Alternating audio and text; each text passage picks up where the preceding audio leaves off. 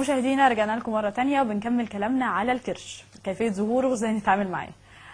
دكتور، احنا عندنا بقى شوية مقولات كده محضرينها، عايزين نسأل حضرتك فيها، عايزينك تعلق عليها وتقول لنا يعني الكلام ده صح ولا لا. انت عارف طبعا حضرتك الناس بتحب دايما تتكلم في الطب وينصحوا بعض، ويعني الحقيقة بتتوه في النص يعني. هل فعلا حبوب منع الحمل بتسبب الكرش؟ لا، ما بتسببش كرش، بتسبب زياده في تكوين الدهون حوالين منطقه الرحم. اللي بيبدو من الخارج كانه كرش وكانه مش كرش. يعني هي ملهاش علاقة؟ لا، ليها، لان في احتباس مائي كمان بيتم نتيجه تناول حبوب منع الحمل لفترات طويله. ودي ظاهره معروفه، كل اطباء النساء عارفينها، ولذلك بيستخدموا اكتر من وسيله. بيقولوا الناس ما تستخدموش وسيله واحده لمده طويله. يعني هي في علاقه بين المظهر، وان كان ده مش هو الكرش اللي احنا بنتكلم عليه. يعني هو مجرد تكوين شبه الكرش بالظبط حوالين منطقة ولكن الرحم. سببه مش المعده. سببه احتباس مائي في منطقه البطن حوالين الرحم، وتكون دهون زياده حوالين منطقه الرحم نتيجه كميه الهرمونات اللي موجوده في حبوب منع الحمل. وعلى ما اعتقد يا دكتور مجرد ما هي تبطل حبوب منع الحمل الكرش هيروح، او الامتلاء ده هيروح. لا، ما بيروحش. ما بيروحش. طب ايه الحل؟ خلاص كده الحل ان احنا نستخدمش وسيله واحده طول عمرنا، وان احنا ما نستخدمش الوسيله دي من دماغنا. طبيب النساء هو اللي مسؤول عن تحديد وسيله منع الحمل المناسبه لكل امراه، لان مش كل الستات زي بعض، مش كلهم، ومش كل ادويه منع الحمل ليها اثار واحده. فهنا ده دور الطبيب في انه يحدد النوع المناسب النوع ويغير المناسب من نوع للست لنوع. دي. طب احنا معانا تليفون، ناخد طارق من مصر. الو. السلام عليكم. وعليكم السلام. استاذ طارق اتفضل. ازي حضرتك يا فندم؟ الحمد لله. لو سمحت انا عندي سؤال بالنسبه للكرش. ايوه اتفضل. دلوقتي انا عندي كرش، والصبحيه بحس انه مفيش، اما باجي اخر الليل بلاقي فيه كرش. يعني طول النهار مش بيبقى موجود وبيظهر بالليل؟ ده بعد الاكل حضرتك بتاكل يعني بعد الاكل بيظهر؟ بعد الاكل بيظهر. وكان جاني مره ظبطه غابت معايا يومين كده، فرحت في شات خدت ادويه، وبعد كده احيانا يرجع لي تاني ظهر. ايه سؤال حضرتك يا استاذ طارق؟ سؤالي ايه الاكل اللي ممكن الواحد ياكله بحيث ان هو ما يعملش الكرش ده، او ايه اي دواء يعني الواحد ممكن ياخده بحيث انه ما يكونش فيه كرش يعني كده. دكتور تحب تستوضح منه اي حاجه قبل ما اشكرك؟ انا عايز اتاكد بس، انت بتاكل كام وجبه في اليوم؟ والله انا يعني مرتين ثلاثه كده يعني. الكرش بيظهر بعد كل وجبه ولا بيظهر بالليل بس؟ لا، بيظهر بالليل بس. حجم الوجبات دي شكلها ايه؟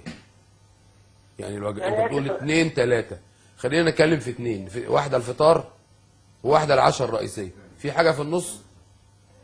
لا، مفيش حاجه في النص. جميل، يبقى انت بالليل بتاكل كميه كبيره يا ترى؟ باكل بالليل كتير. تمام، يبقى هو ده هي دي المشكله. طب استاذ طارق تابعنا، هنرد على سؤالك حالا. شكرا. ايه الحل؟ طب ولا حاجه، دي حاله نموذجيه لظهور الكرش واسبابه. طبعا احنا بنتكلم عن حاله عضلات بطنه ضعيفه اصلا. هو بيقعد طول النهار ما بياكلش خالص، بياكل الفطار وينزل يروح الشغل، يرجع متاخر بالليل جعان وعايز ياكل، فبينسى نفسه، ياكل كميه كبيره جدا، فالمعده بتمتلئ، وغالبا هيكون الشخص ده نحيل ما هوش ممتلئ، فيظهر له كرش. يصحى الصبح يكون هضم الاكل، والاكل خلاص موضوع انتهى. خلاص موضوع. طب ايه الحل بقى؟ يعني الحل اللي احنا قلناه من 3 دقايق، ان انا اقسم الاكل على 3 أو 4 أو 5 وجبات كده. لكن مش ادويه ولا اي حاجه؟ لا مش ادويه خالص، دي حاله ملهاش، اولا دي مش حاله مرضيه. ده عدم تنظيم في كميه الاكل ومواعيده. طب احنا معانا تليفون كمان. اسماء. الو. السلام عليكم. وعليكم السلام يا اسماء، اتفضلي. كل سنه وانتم طيبين. وحضرتك طيبه يا فندم، اتفضلي. لا لو سمحتي، انا عندي 35 سنه، بعد ما ولدت اول ولاده بالظبط ظهر عندي كرش فظيع قوي. بس انا بشرب ميه كتير قوي في نص الاكل، يعني مش قبل الاكل ولا بعد، لا بشرب في نص الاكل بالظبط ميه كتير قوي. فانا عايزه اعرف هي الميه مثلا ممكن تكون هي السبب في الموضوع دوت. دكتور تحب تسالها اي حاجه قبل ما اشكرها؟ لا، هي واضحه جدا. طيب اسماء تابعينا، هنرد على سؤالك حالا.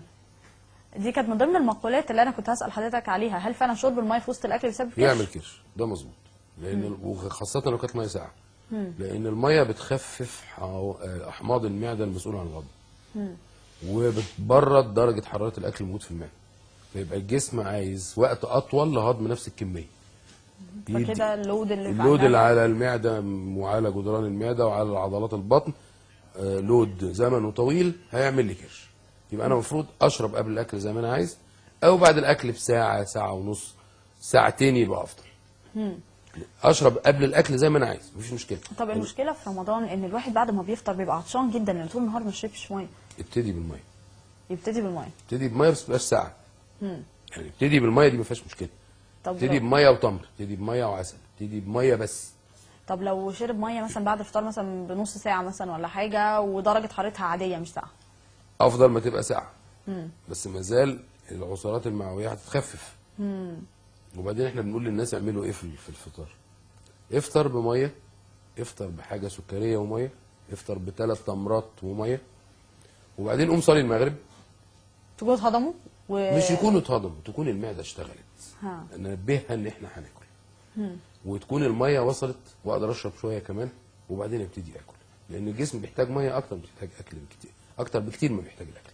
طب احنا معانا تليفون كمان، ام ريتاج من مصر. الو. الو السلام عليكم. ام ريتاج اتفضلي. كل سنه وانتم طيبين. وحضرتك طيبه. انا كنت عايزه اسال سؤال يعني وممكن يكون خاص او مش خاص، مش عارفه، بس الدكتور هيوضح لي، هيفيدني اكيد.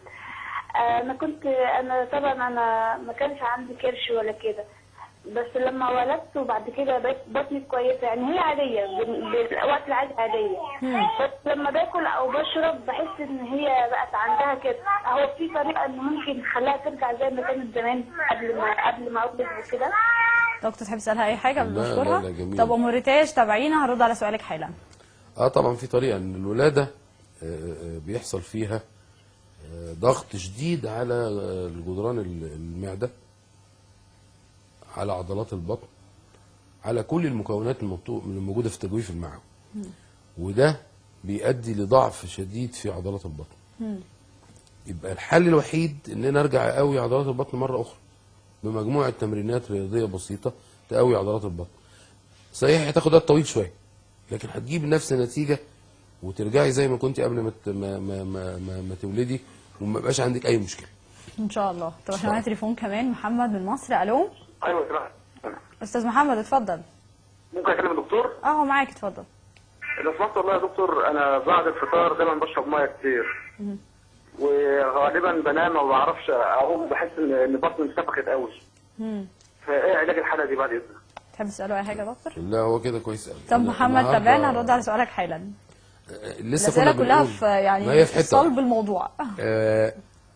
ابتدي بالميه، لان الميه الجسم محتاج لها، خاصه بعد فتره الصيام الطويله في الصيف ده انت محتاج ميه.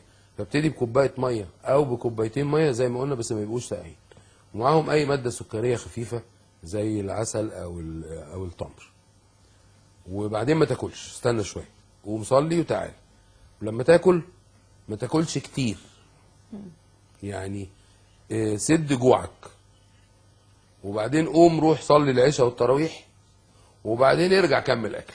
وبالتالي حتى يا دكتور لو سؤاله مش بس داخل رمضان وخارج رمضان كمان نفس الفكره، ان هو المفهوم واحد. يمكن رمضان بيدينا تشخيص لحاله الناس اللي ما بتاكلش طول النهار وبعدين تاكل كل الوجبات في وجبه واحده.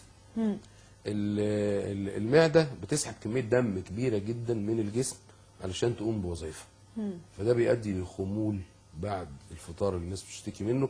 الخمول ده سببه ان الكميه دي كبيره. لو الكميه دي معتدله وشربنا السوائل الاول وخدنا سكريات وبعدين صلينا المغرب وبعدين رجعنا اكلنا حاجه خفيفه وبعدين قمنا رحنا صلينا التراويح ورجعنا، مش هتحصل كل المشكله. مش هيحصل المشاكل دي، مش هتحصل خالص. الوخم ده سببه هبوط مؤقت في ضغط الدم نتيجه انشغال المعده باداء وظيفه جسيمه انت حملتها لها هي مش قادره تقوم بيها، فطبيعي انك مش قادر تعمل حاجه ثانيه. طب احنا معانا تليفون كمان، منى من مصر.